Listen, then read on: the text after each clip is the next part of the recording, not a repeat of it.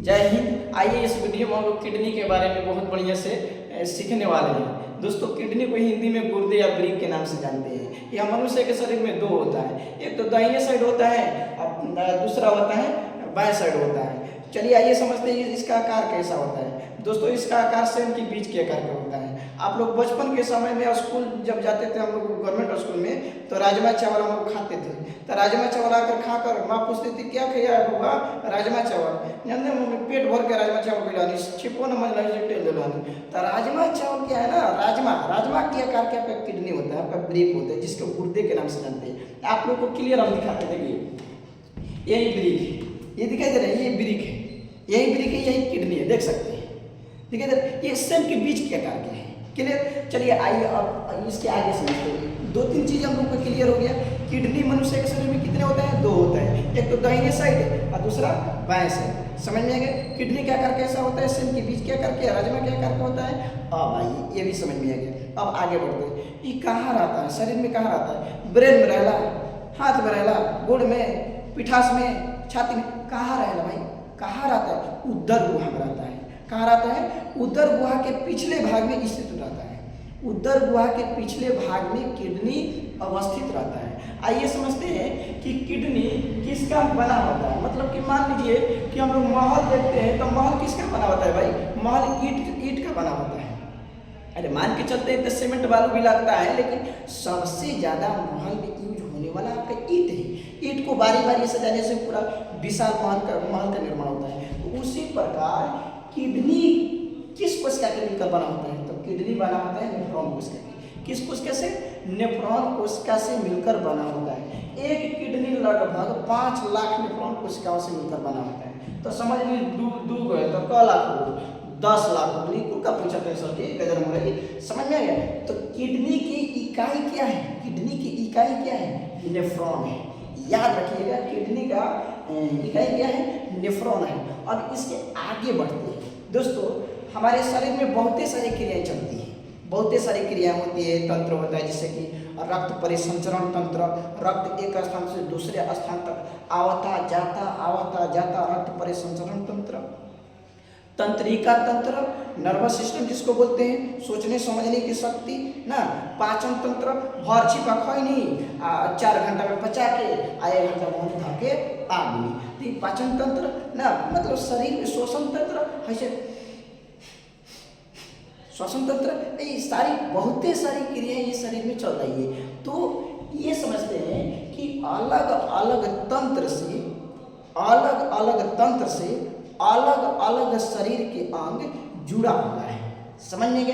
जैसे कि bank line में कोई काम करना है तो बैंक से संबंधित लोग जुड़े हैं, नहीं जुड़े हैं? कोई LIC वाला है तो LIC से जुड़े हैं, कोई टीचर हो रहा है तो टीचर से जुड़ा हुआ है, कोई कमांडो वाला तो कमांडो में जुड़ा हुआ है, कोई नेतागिरी कर रहा है तो नेता वाला में जुड़ा हुआ है। ठीक उसी प्रकार हमारे शरीर में बहुत सारी क्रियाएं तंत्र चल रही है। अलग अलग क्रियाएं में अलग अलग सिस्टम में शरीर के अलग अलग अंग उसमें भाग लिया है और अपना कार्य संपन्न कर रहा है। तो जो किडनी है ना दोस्त, यह उत्सर्जी तंत्र से जुड़ा हुआ है, उत्सर्जन तंत्र से जुड़ा हुआ है। आइए अब ये समझते हैं उत्सर्जन तंत्र क्या है।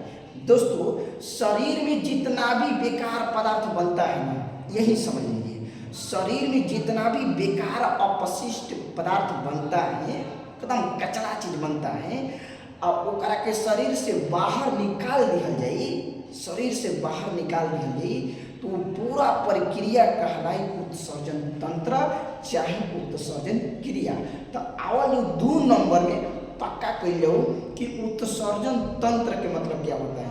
तो शरीर में जितना भी उत्सर्जी अंग है, शरीर में जितना भी उत्सर्जी अंग है, एक साथ मिलकर समूह में होकर एक साथ कार्य संपन्न करी ना, तो ओकरा के कहली उत्सर्जन तंत्र कहली। जैसे कि हमने आँख से क्या निकलेला? आँख से कीची निकलेला, तो आँख उत्सर्जी भइल के ना भाई, ठीक। कान से क्या निकलेला? खोट निकलेला, सुनबो करेला ससुरा, आँखिया देखबो करेला, कीचियो फेंकेला। तो ई का करता ना, आँख से अपशिष्ट पदार्थ के रूप में कीच निकलता, कान से गंदा चीज के रूप में खोट निकलता, आई नाकिया में से तो सुबह समय रोज आदमी फेंकत है ना, कदम ना फेंकला है बलगम, तो नाक भी आपको उत्सर्जी अंग है। मुंह लार निकलता है ना, त्वचा, पसीना निकलता है, अरे बाप रे बाप भाई, यूरेथ्रा है, मूत्र द्वार है, मूत्र निकलता है, नहीं निकलता है, मल द्वार है, मल निकलता है भाई। तो ये सारा चीज जितना भी शरीर में बेकार पदार्थ बन रहा है, उन पदार्थों को, बेकार पदार्थों को बाहर निकालने की क्रिया को उत्सर्जन क्रिया कहते हैं। और जो अंग बाहर निकालता है बेकार पदार्थ को, उस अंग को कहते हैं उत्सर्जी अंग कहते हैं। ऐसे तो बहुत ही सारे उत्सर्जी अंग हमारे शरीर में व्यवस्थित हैं, लेकिन सबसे खास इम्पोर्टेंट प्रमुख होता है किडनी होता है, ब्रिक होता है। ये भी सारी चीजें समझ में आ गया। तो जो अंग निकालता है उस अंग को उत्सर्जी अंग कहते हैं, और जो पदार्थ निकलता है उस पदार्थ को उत्सर्जी पदार्थ कहते हैं। तो उत्सर्जी पदार्थ में क्या हो गया, मल हो गया, मूत्र हो गया, पसीना हो गया, खोट हो गया, कीची हो गया, लार से बन सुबह में जगह माई मोच जो जो जो बाबा जल्दी कुला कर समझने की चीज। तो अब ये समझ लो कि किडनी इसका मतलब कि मेन वर्किंग क्या है, मेन इसका कार्य क्या है। तो दोस्तों ये फिल्टर का काम करता है।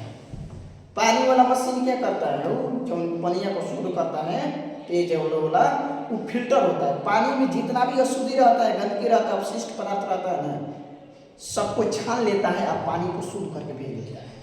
आई किडनी का वही काम है। और रक्त इसमें आएगा, ब्लड इसमें आएगा, और ब्लड में जितना भी अशुद्धि रहेगा ना, मैं अशुद्धि के छान लेगा और फिर ब्लड के भेज देगा शरीर में जो घूमत रहा। अब फिर अशुद्ध हो जाए तो फिर आइए, फिर छानो, अब फिर जाइए। मान लो तो किडनी रक्त के क्या करता, फिल्टर के काम करता, रक्त के शुद्ध करता। रक्त में जो केमिकल बैलेंस बा, केमिकल बैलेंस के बनाए रखता, संतुलन अवस्था में करके रखता केवल किडनी। और जीवन छानला से बेकार पदार्थ तो ओकरा के निकालना जरूरी बा ना। मान लो खा तोड़ा अब निकालत है, निकल पेट में पप बरोबर, पेट में ब्लड अब दवा खाता खाने नहीं के दादा एकदम बुझा के तो वैसे प्रसव बच्चा देने वाला बड़ा वैसे पेट में बताना के एकदम थैली में मूत्र भरल बा, मूत्र से थैली में मूत्र भरल बा, पेशाब भरल बा, पेशाब करते नहीं बुझा तनाई बा, अब फटल। समझ में ये चीजें। तो ये क्या करता है ना, ये ब्लड को फिल्टर करता है, ब्लड को छानता है। छानने का मतलब कि जितना भी ब्लड में अशुद्धि रहता है ना, अशुद्धि रहता है, वो अशुद्धि को अपने पास रख लेता है और फिर ब्लड को भेज देता है, शरीर में भेज देता है। पानी वाला फिल्टर वही नहीं करता है। चरछन्नी देखिए ना, ये चरछन्नी चाय डालिएगा ना तो चाय पत्ती और जितना छोटका करिका रहता है चाय दनवा, वो सब उसी पटक जाता है, चाय अंदर कप में या जग में चला जाता है। नहीं तो ये चरछन्नी के काम करता है। तो यह ब्लड को शुद्ध करता है, ब्लड में जितना भी अशुद्ध रहता है उसको छान लेता है, ठीक। और यह मूत्र का निर्माण करता है, यही करता है मूत्र का निर्माण, है ना, जो सुबह मूत्र का निर्माण यही करता है। अब बताइए ये दो, यहाँ किडनी हो गई, यहाँ किडनी दो है दोस्तों। अब मान लीजिए ये पेशाब का निर्माण करेगा, तब पेशाब पानी है, तब पानी को जाने के लिए पाइप चाहिए। तरीका लगाया गया, देखा तो भाई पाइप लेफ्ट यूरेटर, एक पाइपवा के इंग्लिश में यूरेटर कहा जाएगा, मूत्र नाली कहा जाएगा हिंदी में। तो लेफ्ट मतलब बाएं मूत्र नाली आए वही हो देगा, हाई करी तो है पाइप में आई, हाई कराई तो है पाइप में, ठीक। आए करेगा राइट यूरेटर और दाएं मूत्र नाली। अब बताइए किडनी बनाया मूत्र ये नाली के माध्यम से आ गया, हाई हाई देखो थॉइली मूत्राशय थॉइली जो लगे कहले, एकरा के इंग्लिश में कहले यूरिनरी ब्लैडर कहले। अब यही में हाइयो जो किडनी मूत्र के निर्माण करे तो हाई पाइप के द्वारा यही में आई, हाइयो बने रहते पाइप के द्वारा यही में आई।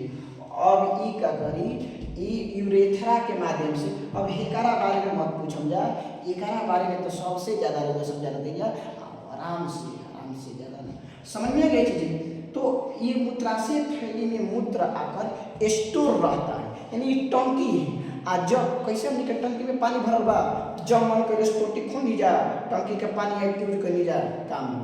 अब यो मूत्राशय थैली जब पेशाब लगी तब गोइल एकरा माध्यम से पेशाब निकले यूरेथ्रा के माध्यम से, अब बस हमके ठीक ठाक मिल। तो मोटा मोटी किडनी के बारे में गांदा देखो किडनी कैसे खराब होला, किडनी केहू के मधुमेह रोग हो गई और रक्तचाप तो किडनी खत्म। मधुमेह रोग सबसे प्रमुख एक क्षतिग्रस्त होने के कारण मधुमेह रोग और उच्च रक्तचाप, उच्च मतलब कि बीपी एकदम हाई रहता है, और मधुमेह रोग का मतलब शुगर रोग, चिनिया रोग जना के बोल लीजिए, समझ में आ गया चीजें। गर्म पानी दोस्तों नहीं पीना चाहिए, गर्म पानी पिएगा ना तो फिल्टर नहीं करेगा, ससुर जल जाएगा, तो गर्म पानी पीने से किडनी क्षतिग्रस्त होता है। समझ में आ गया। भोजन तंदुरुस्त करना बहुत आवश्यक है। जय हिंद दोस्तों।